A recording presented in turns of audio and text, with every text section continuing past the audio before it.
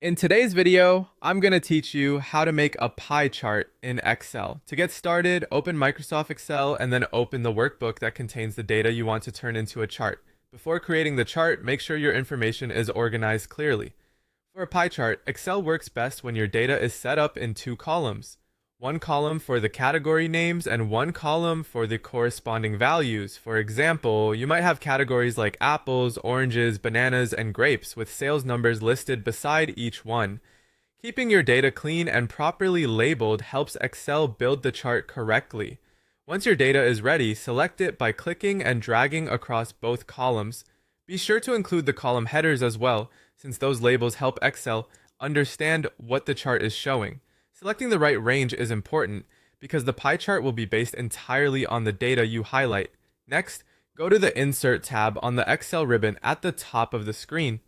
In the Charts group, click Insert Pie or Donut Chart. From there, look under the Pie section and choose 2D Pie or select another pie chart style if you prefer a different look. As soon as you make your selection, Excel will automatically generate a pie chart using the data you selected. After the chart appears, you can customize it to make it easier to read and more visually appealing.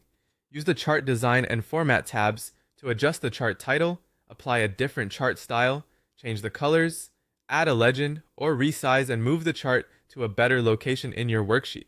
This is a good time to make sure the chart matches the information you want to present and that it looks polished. If you want to show more detail directly on the chart, you can add data labels. Click the pie chart first, then click the Chart Elements button, which appears as a plus sign next to the chart.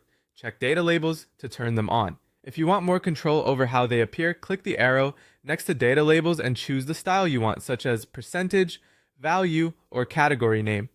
This can make your chart much easier to understand at a glance. When everything looks the way you want, save your workbook. You can press Ctrl and S on your keyboard or go to File and then Save. That's all it takes to create a pie chart in Excel.